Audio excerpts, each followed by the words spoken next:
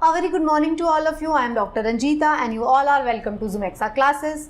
आज के इस लेक्चर में हम लोग स्टार्ट करने जा रहे हैं एक बहुत ही इंपॉर्टेंट मेरी नई सीरीज को। इस सीरीज का नाम है पावर ऑफ 10 मिनट्स। तो 10 मिनट्स में मैं आपको बहुत सारे इंपॉर्टेंट कॉन्सेप्ट्स को सिर्फ 10 मिनट्स में एक्सप्लेन करूंगी। ये कॉन्सेप्ट रहेंगे जो आपके एग्जाम पॉइंट ऑफ व्यू से बहुत ज़्यादा इंपॉर्टेंट है।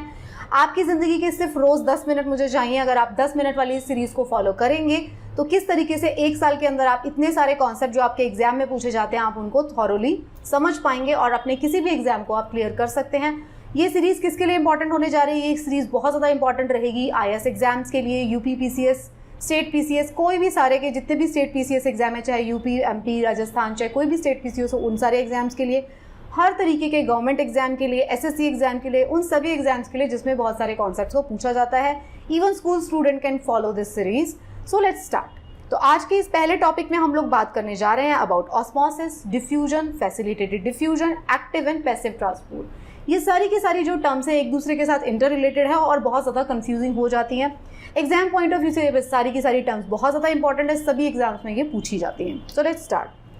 अगर आपका कोई स्पेसिफिक सवाल है या आपका कोई सजेशन है, आप चाहते हैं कि मैं अपनी 10 मिनट सीरीज़ में आपके सेलेक्ट किए हुए टॉपिक्स को लूँ, तो आप मुझे इस ईमेल एड्रेस पर मेल कर सकते हो। ये मेरा इंस्टाग्राम हैंडल है, आप मुझे फॉलो कर सकते हैं। ये मेरे टेलीग्राम चैनल का लिंक आपको दिया गया है। इस टेलीग्राम चैनल पर आपको मेरे सभी लेक्चर्स के PDF मिल जाएंगे जिनको आप रिवीजन के लिए डाउनलोड कर सकते हो। मेरे बाकी के लेक्चर सीरीज को आप देखना चाहते हो तो वो भी आपको इसी टेलीग्राम चैनल पर मिलेंगे।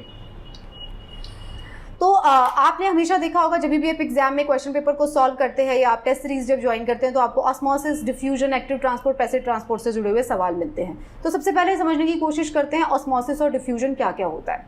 तो ऑस्मोसिस और डिफ्यूजन जो है वो प्रोसेस है। सबसे पहले आपको ये समझना पड़ेगा सॉल्यूशन क्या होता है या किसी भी तरीके का सॉल्यूशन होता है तो उसमें क्या होता है, एक सॉल्यूट होता है और एक होता है सॉल्वेंट। ठीक है, सॉल्वेंट होगा और एक सॉल्यूट होगा। तो सॉल्वेंट क्या होगा? सॉल्वेंट वो होगा जो ज़्यादा मात्रा में है, सॉल्यूट वो होगा जिस चीज़ को मिक्स किया जाता है। फॉर एग्जाम्पल पानी के अंदर शक्कर घुली हुई है तो पानी क्या है? सॉल्वेंट है और शक्कर जो है सॉल्यूट है। तो सॉल्यूट जो होगा जिसे मिक्स किया जा रहा है, सॉल्वेंट जिसके अंदर मिक्स किया जा रहा है। तो ऑस्मोसिस क्या है? ऑस्मोसिस एक ऐसा प्रोसेस है जिसमें मूवमेंट हो रहा है सॉल्वेंट पार्टिकल्स का। किसका मूवमेंट हो रहा है? सॉल्वेंट पार्टिकल का। बट डिफ्यूजन क्या होगा? डिफ्यूजन में मूवमेंट होगा पार्टिकल्स का, सॉल्यूट सॉल्वेंट दोनों का हो सकता है उसके अंदर मूवमेंट। ऑस्मोसिस के अंदर स्पेशल होगा किसका मूवमेंट? सिर्फ सॉल्वेंट पार्टिकल का मूवमेंट होगा। इस डायग्राम से आप समझने की कोशिश करिए। मैं आपको ऑस्मोसिस पहले एक्सप्लेन कर रही हूँ। ऑस्मोसिस वो प्रोसेस है जिसके अंदर एक सेमी परमिएबल मेम्ब्रेन लगा होगा। सेमी परमिएबल मेम्ब्रेन का मतलब है जो ऐसी मेम्ब्रेन जिसके अंदर पोर्स है, वो ऐसा मेम्ब्रेन लगा हुआ है। क्या हो सकता है वो मेम्ब्रेन? वो मेम्ब्रेन किसी सेल का हो सकता है, वो पौधों का हो सकता है, प्लांट्स का हो सकता है। तो कहीं पे भी जो बायोलॉजिकली मेम्ब्रेन लगा हुआ है, बायोलॉजिकल मेम्ब्रेन इसलिए बोल रही हूँ मैं क्योंकि हम नेचर में बात कर रहे हैं। ये कोई आर्टिफिशियल मेम्ब्रेन भी हो सकता है। ऑस्मोसिस जैसे यहाँ पे लगा हुआ है तो आपने एक सेमी परमिएबल मेम्ब्रेन को लगा दिया तो क्या हो रहा है आप देखिए, जहाँ पे ये देखिए कॉन्सेंट्रेटेड सॉल्यूशन है, यहाँ पे ज़्यादा चीनी घुली हुई है और ये डाइल्यूट सॉल्यूशन है, कम चीनी घुली है। कम मीठा पानी, ज़्यादा मीठा पानी। तो कम मीठे पानी से ज़्यादा मीठे पानी की तरफ वाटर का मूवमेंट हो गया। देखिए यहाँ से वाटर निकल के चला गया तो किसका मूवमेंट हुआ? सॉल्वेंट का मूवमेंट हो गया सेमी परमिएबल मेम्ब्रेन के थ्रू। कहाँ से कहाँ हो गया? जहाँ पे कॉन्सेंट्रेशन ज़्यादा थी सॉल्यूट की उस तरफ मूवमेंट हो गया। मतलब सॉल्वेंट का जहाँ ज़्यादा कॉन्सेंट्रेशन था और जहाँ पे कम कॉन्सेंट्रेशन था उस तरफ मूवमेंट हो जाएगा। सॉल्वेंट के हायर कॉन्सेंट्रेशन से सॉल्वेंट के लोअर कॉन्सेंट्रेशन की तरफ मूवमेंट हो गया।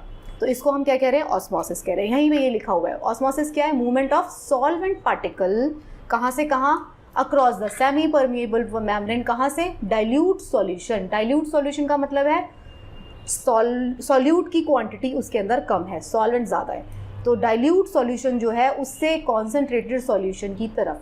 देखिए सॉल्यूट और सॉल्वेंट अगर आप समझ गए, कहाँ पे डाइल्यूट लिखा हुआ है, कहाँ पे कॉन्सेंट्रेटेड लिखा हुआ है, हायर कहाँ पे लिखा हुआ है, लोअर कहाँ पे लिखा हुआ है, इसी में सारा का सारा खेल होता है।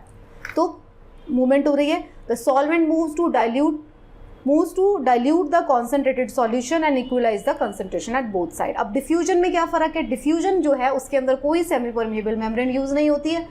मूवमेंट कहाँ से हो रहा है? मूवमेंट अगेन सारी की सारी जो एक स्पेस है उसको इक्वलाइज करना है। दोनों का मतलब ही है, ऑस्मोसिस भी इसीलिए हो रहा है, डिफ्यूजन भी इसीलिए हो रहा है। ऑस्मोसिस में भी इक्वलाइज करना है और डिफ्यूजन में भी इक्वलाइज करना है। हायर कॉन्सेंट्रेशन से लोअर कॉन्सेंट्रेशन की तरफ मूवमेंट हो रही है, तो इसमें क्या है, movement of particle from an area of higher concentration to lower concentration. Concentration को एक जैसा बना दिया जाएगा, उसको हम कहते हैं डिफ्यूजन।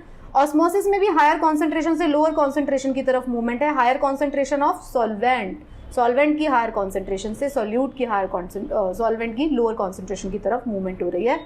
लेकिन ऑस्मोसिस में सेमी परमिएबल मेम्ब्रेन यूज हो रही है और डिफ्यूजन में कोई मेम्ब्रेन यूज नहीं हो रही। पहला डिफरेंस।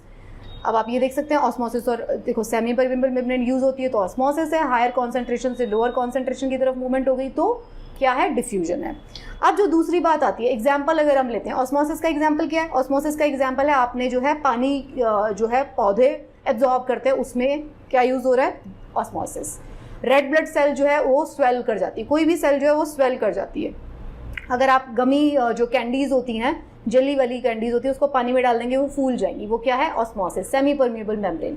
डिफ्यूजन का एग्जांपल क्या है, आपने परफ्यूम स्प्रे किया पूरे की पूरी जगह पर, वो परफ्यूम फैल गया हवा में, जहाँ पे आपने स्प्रे किया वहाँ हायर कॉन्सेंट्रेशन थी, पूरे रूम के अंदर कम कॉन्सेंट्रेशन थी, तो पूरे कॉन्सेंट्रेशन को वो इक्वलाइज करने की कोशिश करेगा जितने उस रूम की स्पेस है, तो उसे हम क्या कहते हैं, डिफ्यूजन। तो डिफ्यूजन और ऑस्मोसिस में क्या फ़र्क हुआ, एक में सेमी परमिएबल मेम्ब्रेन यूज हो रही है, दूसरे में सेमी परमिएबल मेम्ब्रेन यूज नहीं हो रही है। ऑस्मोसिस में हमेशा किसकी मूवमेंट हो रही है, हमेशा सॉल्वेंट की मूवमेंट हो रही है, उसे हम ऑस्मोसिस कहते हैं। सिमिलरिटीज़ क्या है, दोनों के दोनों जो है इसके अंदर कॉन्सेंट्रेशन को इक्वलाइज करना है, जहाँ पे भी जिस भी तरफ मूवमेंट होगी, मूवमेंट हो रही है इक्विलिब्रियम मेंटेन करने के लिए। सेकंड क्या है, दोनों के दोनों पैसिव ट्रांसपोर्ट है। पैसिव ट्रांसपोर्ट क्या होता है, पैसिव ट्रांसपोर्ट उस तरीके का मूवमेंट है पार्टिकल्स का जिसमें किसी भी एनर्जी का यूज नहीं किया जाता, तो दोनों के दोनों क्या है, पैसिव ट्रांसपोर्ट है। दोनों के दोनों डिफ्यूजन और ऑस्मोसिस में क्या होता है, हायर कॉन्सेंट्रेशन से लोअर कॉन्सेंट्रेशन की तरफ मूवमेंट होती है। ये दोनों के बीच में सिमिलैरिटीज थी। ऑस्मोसिस और डिफ्यूजन के बीच में डिफरेंस क्या है, उसके अंदर सेमी परमिएबल मेम्ब्रेन यूज होती है ऑस्मोसिस में, और डिफ्यूजन में सेमी परमिएबल मेम्ब्रेन यूज नहीं होती है। सॉल्वेंट और सॉल्यूट जो पार्टिकल्स है फ्री टू मूव होते हैं डिफ्यूजन में, लेकिन ऑस्मोसिस में क्या होता है, सिर्फ और सिर्फ सॉल्वेंट का मूवमेंट होता है। ये जो है इसके अंदर डिफरेंस है। हायर कॉन्सेंट्रेशन किसकी कहाँ से हायर कॉन्सेंट्रेशन से लोअर कॉन्सेंट्रेशन जा रही है, आप समझ गए। की पॉइंट्स जो है आप इसको पढ़ लीजिएगा। अब जो सेकंड कॉन्सेप्ट है, एक्टिव और पैसिव ट्रांसपोर्ट। एक्टिव ट्रांसपोर्ट वो ट्रांसपोर्ट है, वो मूवमेंट है पार्टिकल्स की जिसके अंदर एनर्जी का यूज किया जाता है। तो एक्टिव ट्रांसपोर्ट क्या है, जिसके अंदर move against the concentration gradient. देखिए जब normal towards the concentration gradient movement हो रही है तो आपको किसी एनर्जी की जरूरत नहीं है, तो उसे हम कहते हैं पैसिव ट्रांसपोर्ट। जिसके एग्जाम्पल क्या थे, जिसके एग्जाम्पल थे डिफ्यूजन एंड ऑस्मोसिस, वो एक तरीके का पैसिव ट्रांसपोर्ट है, कोई एनर्जी का यूज हम नहीं कर रहे। एक्टिव ट्रांसपोर्ट क्या होता है, अगेंस्ट द कॉन्सेंट्रेशन ग्रेडियंट, मतलब जहाँ पे सॉल्वेंट का कॉन्सेंट्रेशन ज़्यादा है उसी तरफ आपको मूव कराना है, तब हमें एक्टिव ट्रांसपोर्ट की ज़रूरत पड़ेगी। ये कब होता है, इसके अंदर एनर्जी की ज़रूरत पड़ती है, बॉडी में होता है हमारे chemical compounds from a lower region to the higher region, उस तरफ मूव करते हैं, और किसमें क्या यूज़ होता है, एटीपी यूज़ हो जाता है। एटीपी क्या है, एनर्जी, एडिनोसिन ट्राइफॉस्फेट। तो जब एनर्जी का यूज़ करके, एटीपी का यूज़ करके जो कॉन्सेंट्रेशन ग्रेडियंट के अगेंस्ट में मूवमेंट होगा किसी पार्टिकल का, उसको कहते हैं एक्टिव ट्रांसपोर्ट। और पैसिव ट्रांसपोर्ट क्या कह रहे हैं, पैसिव ट्रांसपोर्ट तो हायर कॉन्सेंट्रेशन से लोअर कॉन्सेंट्रेशन की तरफ जा रहा है, जो कि एक नॉर्मल ट्रांसपोर्ट है, इसलिए उसे पैसिव ट्रांसपोर्ट कहते हैं। डिफ्यूजन और ऑस्मोसिस जो है पैसिव ट्रांसपोर्ट का एग्जाम्पल है।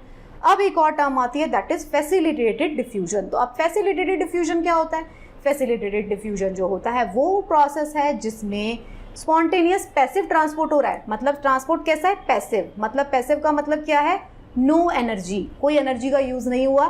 तो इसमें क्या यूज हो रहा है, इसके अंदर यूज हो रहा है special transmembrane integrated protein. Transmembrane integrated protein का जब यूज करेंगे हम, तो उस ट्रांसपोर्ट को कहा जाएगा फैसिलिटेटेड डिफ्यूजन।